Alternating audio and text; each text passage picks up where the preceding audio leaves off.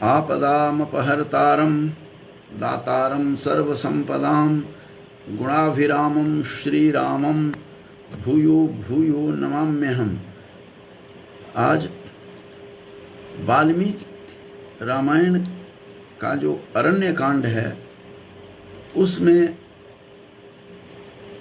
गरुड़ का और उसके परिवार का संपूर्ण वर्णन देखने को मिलता है। और इस प्रकार से वाल्मीकि रामायण के अरण्य कांड का विशेष रूप से जो सर्ग 14 है उससे गरुड़ के समस्त परिवार का, खानदान का, कि कहाँ से आया, किस प्रकार से हुआ, उसका परिचय उसमें समाहित है। और स्वयं श्री राम को जटायु ये सारी कथा सुना रहे हैं वाल्मीकि रामायण के अरण्य कांड जो है उसके 14वें सर्ग में, कि किस प्रकार से कैसे कैसे गिद्ध का जन्म हुआ, वह सारा संदर्भ हमें मिलता है। तो आज का जो प्रसंग है कि वाल्मीकि रामायण में गरुड़ का वर्णन प्रसंग कैसा है, कैसा वर्णन किया हुआ है, गरुड़ आखिर कौन थे जिसके बारे में हम लोग सुनते हैं लेकिन उसके बारे में जानते बहुत लोग कम जानते हैं। तो इसलिए उनमें स्वयं गरुड़ का वर्णन करते हुए और संपाति का भी वर्णन करते हुए कौन थे अरुण और गरुड़ और वो किनकी संतान थी, ये सारा का सारा वर्णन भगवान राम से जटायु सुना रहे हैं। जब प्रथम बार मिलते हैं तो उन्होंने सारी कहानी सुनाई जटायु ने कि मैं कौन हूँ, क्या हूँ। तो सारा अपना परिवार का की जो कथा, परिवार का वंश वृक्ष किस तरह से था उसके बारे में बताते हैं। और तब कहते हैं वाल्मीकि रामायण में अरण्य कांड जो है उसके 14वें सर्ग में जो 32 श्लोक है उसमें कहते हैं कि द्वौ पुत्रौ विनितायास्तु। उसमें जटायु कह रहे हैं राम को कि हे राम, द्वौ पुत्रौ विनितायास्तु, विनिता के 2 पुत्र हुए, गरुड़ो अरुण एव च, एक तो हुए गरुड़ और दूसरे अरुण। इसका मतलब यह हुआ कि गरुड़ और अरुण ये दोनों विनिता के पुत्र थे, इसीलिए गरुड़ को वैनतेय भी कहा जाता है। विनितायाः पुत्रः पुमान, तो विनिता के वो पुत्र थे, इसलिए गरुड़ का नाम गरुड़ पड़ा, इसीलिए उनका नाम वैनतेय भी कहा गया है। ये नागानंदम नाटक में बार बार इसका प्रयोग हुआ है। तो वैनतेय वह विनिता का पुत्र था। और सारे की सारी कहानी जितने भी प्रजातियां हुई है, चाहे मनुष्य हैं, पशु हैं, पक्षी हैं, वनस्पति हैं, सब के सब देखेंगे तो कश्यप ऋषि के ही संतति के रूप में विराजमान हैं। क्योंकि कश्यप ऋषि की 8 जो उनकी दक्ष प्रजापति के जो पुत्रियां थी उनसे इनका विवाह हुआ था। और जबकि इनको कश्यप ऋषि को प्रजापतियों की जब गणना होती है तो अंतिम प्रजापति 17वां प्रजापति के रूप में इनको कहा गया है। कश्यप ऋषि से ही समस्त सृष्टि की का सृजन हुआ है। कश्यपात सकलम जगत, इसीलिए कहते हैं कश्यप ऋषि से सारी जगत की उत्पत्ति हुई है, उद्भूत हुआ है यह जगत। और उसमें वाल्मीकि ही के रामायण में ही वो परिचय देते हुए 14वें सर्ग में जो अरण्य कांड का है उसका 33वां श्लोकांश में कहा है कि तस्मात् जातो हम अरुणात। ये जटायु कह रहे हैं कि तस्मात् जातो हम अरुणात, मैं अरुण से उत्पन्न हुआ।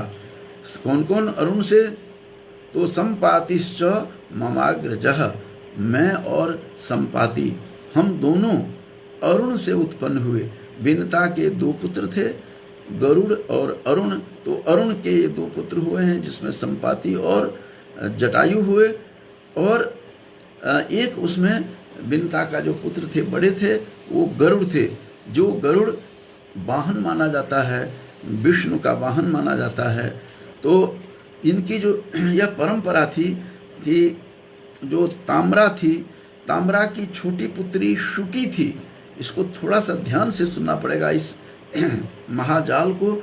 ये पूरा का पूरा वंश वृक्ष जो जटायु बता रहे हैं उसका उसमें आया है कि ताम्रा जो थी छोटी, जो ताम्रा की जो छोटी बेटी थी, ताम्रा जिसमें 8 पुत्रियों के साथ जो इनका विवाह हुआ था, कश्यप ऋषि का दक्ष प्रजापति की 8 पुत्रियों के साथ, तो उसमें से ताम्रा की छोटी पुत्री, उसमें से ताम्रा भी थी 8 में। तो ताम्रा की छोटी बेटी शुकी थी, शुकी का उत्पन्न हुआ उसमें से। और शुकी की पौत्री थी बिनता। शुकी की बेटी नता थी और नता की बेटी बिनता हुई है। कश्यप ऋषि, जैसा कि मैं बार बार कह रहा हूँ कि प्रजापति 17वें प्रजापति के रूप में विख्यात हैं। और ये उसी में से ताम्रा जो थी, उनकी पत्नी 8 पत्नियां थी, उनमें शुकी जो थी ताम्रा की सबसे छोटी पुत्री थी। शुकी से नता हुई, नता से बिनता होती है। तो बिनता जो हुई तो शुकी की पौत्री के रूप में विद्यमान थी। बिनताया पुत्रः पुमान इति वैनतेय। मैंने कहा कि गरुड़ और उनको इन सबको वैनतेय भी कहते हैं। और शुकी नताम विजज्ञे तु नतायाम बिनता सुता। ये 20वां श्लोक जो है उसी अरण्यकांड का 14वां, वाल्मीकि रामायण के अरण्यकांड के 14 जो सर्ग है वह सृष्टि उत्पत्ति का पूरा का पूरा विवरण प्रस्तुत करता हुआ दिखाई देता है। तो 20वें श्लोक में कहा कि शुकी नताम विजज्ञे। शुकी जो थी, जो ताम्रा की सबसे छोटी पुत्री थी, उसने नता को जन्म दिया। और नतायाम बिनता सुता, और नता की सुता बेटी के रूप में बिनता हुई है। उसी बिनता के 2 पुत्र हुए। बिनता के 2 पुत्र, बिनता के 2 पुत्रों बिनतायास्तु गरुड़ो अरुण एव च। गरुड़ और अरुण 2 उनके पुत्र थे। तो 32वां श्लोक से सिद्ध होता है कि बिनता के 2 पुत्र हुए, जिनमें एक अरुण और गरुड़ थे, एक अरुण थे। तो गरुड़ का प्रसंग आज बताने के लिए उपस्थित हूँ कि गरुड़ उड़ान भरने में बहुत थे। काफ़ी उनकी शक्ति जो थी, उड्डयन शक्ति, उड़ने की जो शक्ति थी, वह अतिशय चकित करने वाली शक्ति थी उनके पास। और खूब जोर से उड़ान भरते थे। और सबसे गति वाले गरुड़ कहा जाता है, और विष्णु के वाहन थे। इस करके उनकी गति के कारण जहाँ तहाँ जाना होता था भगवान विष्णु को, तो वहाँ उनके वाहन थे, उसी पर चढ़कर जाते थे। तो राम की सर्प बंधन का जब काटने का जो प्रसंग आता है, जब राम गरुड़ उसके नागपाश में, जब बंधन पे नागपाश में जब बंध गए थे, ऐसे समय में फिर उस गरुड़ को सबसे बुलाया गया। हनुमान जी गरुड़ को बुलाने जाते हैं। हनुमान जी जब बताते हैं गरुड़ को कि हे गरुड़, आप हे वैनितेय, हे बिनता के पुत्र, आप कृपा करके चलिए। रामानुज और राम दोनों जो हैं उसमें बंधन में पड़े हुए हैं, आप उसका उद्धार कीजिए उन दोनों का। तो गरुड़ को बड़ा आश्चर्य होता है। गरुड़ ने पहले सोचा कि सभी देवताओं को तो भगवान विष्णु ने बुलाया है, मुझे नहीं बुलाया, कहीं ऐसा न हो कि अन्यथा ग्रहण करे मैं चला जाऊं, तो वो कहीं उनकी लीला में खलल न डालूं। लेकिन हनुमान ने कहा नहीं जाएंगे तो मैं आपको जोर जबरदस्ती से भी ले जा सकता हूं। ये प्रसंग ऐसा प्रसंग इस प्रकार से इस रामायण में नहीं अन्यत्र देखने को मिलता है। जब यह बात कही तो गरुड़ ने हनुमान की तरफ देखा, तो दिव्य दृष्टि से गरुड़ क्या देखते हैं कि वो साक्षात शिव के ही, रुद्र के ही अवतार स्वरूप हैं हनुमान। तो जाने के लिए स्वीकार किया, लेकिन बड़ा आश्चर्यचकित हुआ। शंका में पड़ जाते हैं गरुड़ कि किस प्रकार से विष्णु के अवतार राम हैं, और राम किस प्रकार से बेसुध इस नागपाश में पड़े हुए हैं, ये भगवान नहीं हो सकते, ये भगवान नहीं हो सकते। इस प्रकार की शंका समा जाती है उनके अंदर, और घर कर गई शंका, बहुत परेशान होते हैं, यत्र तत्र जाते हैं, भटकते हैं। यह सब राम की ही माया थी, यह सब विष्णु की ही माया थी, जिसके कारण उनको यह था, गर्व हो गया कि मैं बहुत बड़ा शक्तिशाली हूँ, मेरे से शक्तिशाली दुनिया में कोई भी नहीं है। और एक बार ये भी शंका हुई कि उनको गरुड़ को कि उड़ान भरने में मैं सबसे तेज हूँ। तो हनुमान जी ने कहा ठीक है आप आइए, मैं चलता हूँ। और हनुमान जी तब तक कहते हैं विश्राम करता हूँ, और जब चलते हैं तो देखते हैं उनसे पहले उनकी पहुँच हो जाती है। तब गरुड़ को समझ में आ गया कि मैं ही अधिक गति से उड़ान नहीं भरता हूँ। इस प्रकार से गरुड़ को इतनी शंका होती है कि इधर उधर भटकने लगते हैं। तब इसका प्रसंग तुलसीकृत रामचरितमानस में आया है कि किस प्रकार से वो जाते हैं, नारद के पास जाते हैं। नारद से कहा कि हे नारद, कृपा करके आप मेरी शंका का समाधान कीजिए, मैं बहुत परेशान हूँ, मुझे दिन रात चिंता खाती हुई दिखाई दे रही है मुझे, आप कृपा करके मेरी शंका का समाधान कीजिए कि क्या राम विष्णु के ही अवतरित हैं, अवतार हैं? ऐसा कैसे हो सकता है जो संपूर्ण दुनिया को के बंधन को काटते हैं, आज भला वही बंधन में क्यों फंसा हुआ है? तो गरुड़ को इस प्रकार की शंका हुई।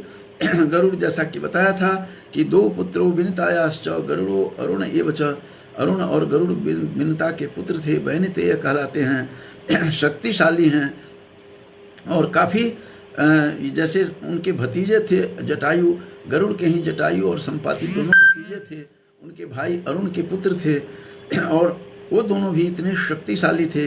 तो क्यों नहीं हो, क्योंकि स्वयं वो उन्हीं के भाई के सहोदर के तो पुत्र हैं। इस प्रकार से शंका इतनी हो गई, शंका से आबद्ध हो गए, और कहा कि किस प्रकार से शंका का समाधान होगा, मैं बहुत परेशान हूँ। तो जाकर के नारद ने कहा कि मैं तो नहीं बता सकता, आपको शिव इसकी शंका का समाधान कर सकते हैं, शिव बताएंगे। वो फिर शिव के पास जाते हैं। शिव उस समय उड़ान भरकर आकाश मार्ग से वो जा रहे थे अपने मित्र के पास, अपने जो उनके मित्र थे धनेश, उनके पास जा रहे थे, कुबेर के पास। उन्होंने कहा कि मैं तो कुबेर के पास जा रहा हूँ। शिव ने गरुड़ से कहा कि हे वैनितेय, तुम ऐसा करो कि तुम जा करके सीधे इसकी खग जाने खग ही की भाषा, खग तुम हो, पक्षी हो, पक्षी की भाषा पक्षी ही बता सकते हैं उस भाषा में, तो तुम उनके पास जाओ, काक के पास जाओ, काक भुसुंडी तुझे शंका का समाधान करेंगे। काक भुसुंडी उत्तरकांड में उनका वर्णन आता है, गजब के थे, बहुत बड़े ज्ञानी थे काक भुसुंडी। और एक बार तो ऐसा भी हुआ कि राम के जन्म में तुलसीकृत रामायण में आया है मानस में कि शिव जी गरुड़ के उन्हीं के साथ गए थे देखने के लिए। जो शिव जी जब राम का दर्शन करने, बाल रूप का दर्शन करने के लिए जाते हैं तो वेश बदल करके मनुज रूप में धारण करके वो दोनों जाते हैं, और इनके काक भुसुंडी के साथ जाते हैं। काक भुसुंडी बहुत बड़े ज्ञानी थे, तपस्वी थे, माया से परे थे, माया उन्हें आच्छादित नहीं करती थी।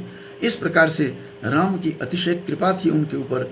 तब जाकर के जब कहा शिव ने कि खग जाने खगी की भाषा, हे खगेश, हे गरुड़, तुम उन्हीं के पास जाओ, काकभुसुंडी के पास, स्वतः शंका समाधान कर देंगे वो। तो वहाँ से वो बहुत ही दुखी मन से जाते हैं कि कहाँ मैं पक्षी का राजा हूँ, और एक निखिद्ध प्राणी जो कौवा है उसके पास शिव जी ने कहा है शंका का समाधान करने के लिए, यह तो मेरे लिए अपमानजनक है। ये सब शंकाएं मन में लेते हुए, चूंकि आदेश था शिव का, उनको जाना पड़ा। जब वो जाते हैं तो काकभुसुंडी वहाँ पर देखा कि काकभुसुंडी के परिसर में सभी बड़े बड़े मुनि महात्मा पक्षी का रूप धारण करके विधिवत स्नान करके वहाँ उनकी राम कथा सुनने में मग्न थे। और ज्यों ही गरुड़ उनके परिसर में जाते हैं, ज्यों ही गरुड़ काकभुसुंडी के परिसर में जाते हैं तो समस्त शंकाओं का स्वतः समाधान हो जाता है। तो इस तरह तो जो मुंडक उपनिषद में आया है कि भिद्यते हृदय ग्रंथि छिद्यन्ते सर्व संशया क्षीयन्ते चास्य कर्माणि तस्मिन् दृष्टि परावरे। उस परावर का जब दर्शन होता है, उस परात्पर ब्रह्म का, ब्रह्म स्वरूप का, ब्रह्मज्ञानी का जब दर्शन होता है तो शंकाएं स्वतः छिन्न भिन्न हो जाती है, सभी बंधन टूट जाते हैं, ग्रंथियां भी छिन्न भिन्न हो जाती है, हृदय की गांठें। तो उसी तरह इनका भी, गरुड़ का भी हुआ, स्वतः शंका समाधान हो गया कि राम परात्पर ब्रह्म है, राम साक्षात विष्णु हैं, विष्णु के अवतार हैं, सीता उनकी माया है और लक्ष्मण साक्षात शेष नाग का अवतार हैं। तब उनको शंका का समाधान हुआ। फिर काकभुसुंडी के शरणों में गिरते हैं जाकर के, उत्तरकांड में, मानस में इसकी चर्चा हुई है। और तब उन्होंने कहा कि हे खगेश, ये क्या कर रहे हैं आप मेरे चरणों में क्यों पड़ रहे हैं? मैं तो एक निखित प्राणी हूँ। कहते नहीं, मुझे समझ में आ गया है कि आप कौन हैं। हे खगेश, हे खगराज, हे काकभुसुंडी, आप अतिशय ज्ञानी हैं, आपको माया से परे हैं, आप मायातीत हैं, आप ही समझा सकते हैं। मैं समझ गया कि ये स्वरूप क्या है। आपके परिसर में आते ही मेरी सभी शंकाएं निर्मूल हो चुकी है। तो मुझे समझ में आ गया कि राम साक्षात पर ब्रह्म परमात्मा है वो, और सीता साक्षात माया रूपा है। और इस प्रकार की बात उनको समझ में आ जाती है। तो आज का छोटा सा परिचय देने के लिए मैं उपस्थित हूँ कि गरुड़ का वर्णन प्रसंग वाल्मीकि रामायण में कैसा है, गरुड़ कौन थे, किसके खानदान से थे, विनिता के पुत्र थे। वो 8 जो उनके 8 पुत्रियों के साथ, काफ़ी 60 पुत्रियों से अधिक उनकी पुत्रियां थी। दक्ष प्रजापति के उनमें 8 का विवाह कश्यप ऋषि से हुआ था। उसमें एक ताम्रा थी पत्नी 8 में, और ताम्रा की जो सबसे छोटी पुत्री थी वह शुकी थी। शुकी की पुत्री नता हुई, नता की पुत्री बिनता हुई, और बिनता के गरुड़ और अरुण 2 पुत्र थे। तो अरुण के फिर आगे 2 पुत्र हुए, अरुण के संपाति और उसके संपाति हुए, और संपाति का जो अनुज थे वो सारी कथा, संपाति के जो अनुज हैं वही समस्त कथा राम को सुना रहे हैं। और इस प्रकार से जटायु ने सारी कहानी कथा सुना डाली। और इसी प्रकार से 2 पुत्र के रूप में बिनता के थे जो गरुड़ और अरुण।